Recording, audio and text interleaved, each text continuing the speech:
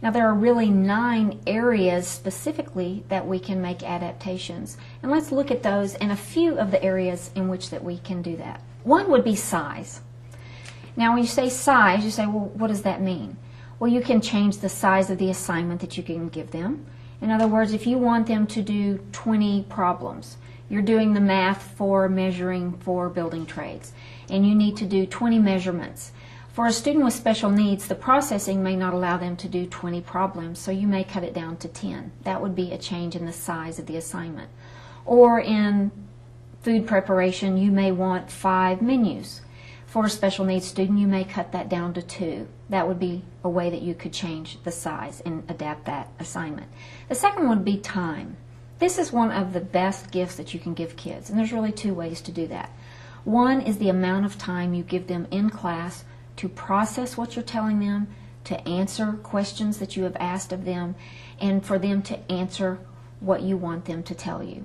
The worst thing we can do to a child is to ask them a question and quickly move on and say, can anybody help them answer that question, when we don't give them time to even process what we've asked them.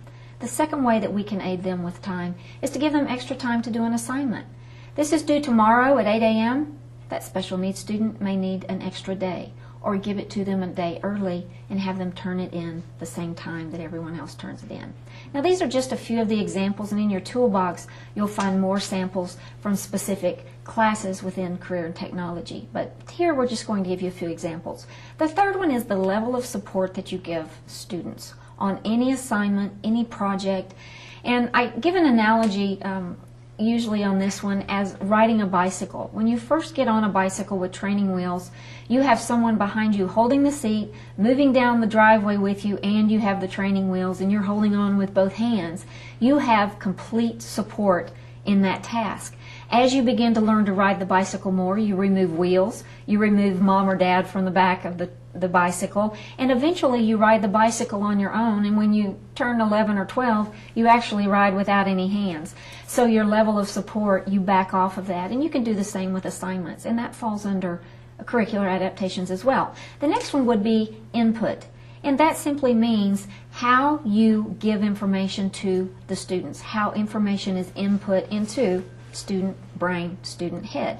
And that means that you have the responsibility of using a variety of information, a variety of techniques, using PowerPoint, using the overhead, using the computer, using every means necessary and variety to give information to the students. Avoiding worksheets and stand-up lecture, talking heads, is the best thing you can do for those students. The next one would be the level of difficulty.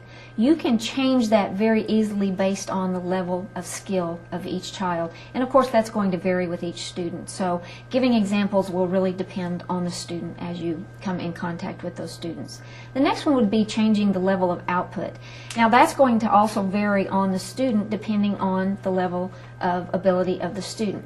And what I mean by this, let me give you an example. If I have a student on a 6th grade reading level, but he is in a junior level course, say in building trades, and we have been measuring all week, and I've seen that this student can measure very well, make his cuts, and we come in and take a paper and pencil test, but his processing ability and his reading level do not allow him to do well on the test, I may allow his output and his grade be based on what I have seen during the week. I know he can measure, I know he can make the cuts, he has shown me mastery, so his output and his grade is based on something different than the paper pencil test. That's an output curricular adaptation, and one that's very easy to do and does not take a lot of time.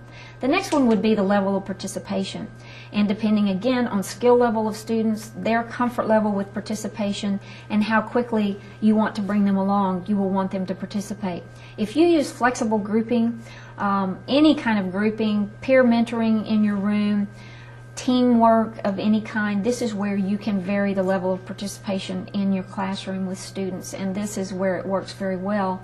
And if you give students jobs, that's where you can vary how much they participate. Students will participate as much as you let them. It's just like you on your faculty. If you are not asked or made to be on a committee, or told to be on a committee, you're probably not going to volunteer for it. So if you do not give kids jobs in your classroom or give them responsibility or require them to participate, they may sit back and do nothing or say nothing. So the level of participation is really going to be your responsibility to include them, and the level is based on their ability. And the last one would be really the far end of the spectrum based on their ability, and that is the alternate or substitute curriculum based on their academic level. And that will come in the form of the modification sheet. If they require something completely different than the other students are using, you will probably get some direction from the IEP team or on the modification sheet in that realm.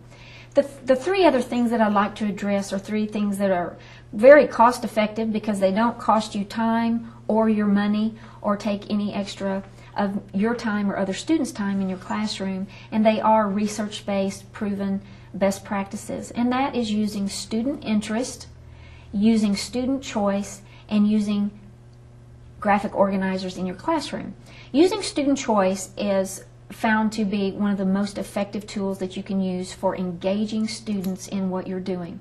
When students have a choice in what they're doing, have a say-so in what they're doing, they buy into, engage in what you're doing, and take ownership. When you're trying to create an environment that you want them to take responsibility in, if you do not give them a say-so in that environment, they're not going to take responsibility for it. If you give them a say-so in their schoolwork, in their academics, they're more likely to be engaged and take responsibility and pride in it. Let me give you an example. Here we are in graphic arts. And I know that I have 3 projects this semester. And I have a poster, I have a brochure, and I have a business card.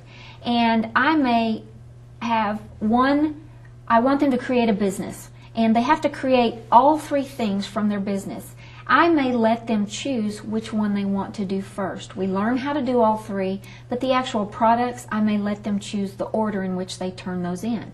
That gives that student the pressure cooker taken off of them. They feel more comfortable with the poster, they can do that first. And that's just an example, and there's a million ways that you can give students choice.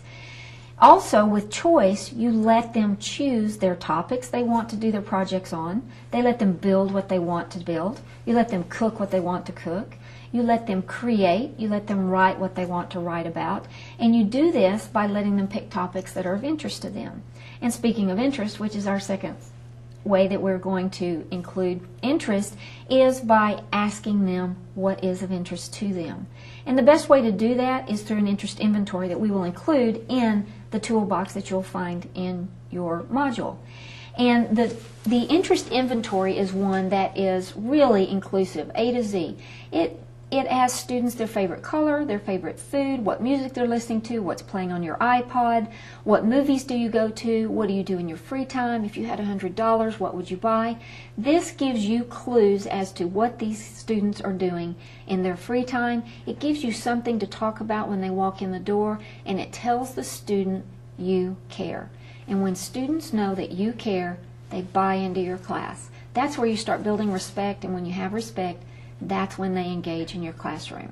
And you're using interest, topics of interest to them, then it becomes meaningful to them. And we know through the research that when it's meaningful to them, they buy in, they start doing their work, and they learn. I have found that if I truly want to keep students on task, keep them engaged, keep them interested in, it's the topic that I choose. And the topic that I choose for them is themselves as much as possible. We're doing a research paper right now, and they got to select 3 topics that they were interested in and bring that to me. Part of the whole process was that they interviewed. They made a case for the one that they wanted to do. So they selected their topics, not me. This way, they're writing about something that they're already interested in. When I give them that freedom, when I capitalize on their interests and things that matter to them, I get so much more incredible work. I try to find a connection with my students. I try to find some type of connection with every student. Is it easy? No. You know, oftentimes I just stumble upon it. But that, I mean, you can pretty much, as long as you have, I guess, a student on your side, you can talk to them about pretty much anything, as long as you have their respect. I mean, yes, you try to make the topic as interesting as possible. So with my freshmen, I have to, basically the forms of communication in my mass media class are different, but I try to use topics or my props that relate to each year, what is of interest to teenagers that year. Because, what was interesting to somebody 4 years ago is out of date, now.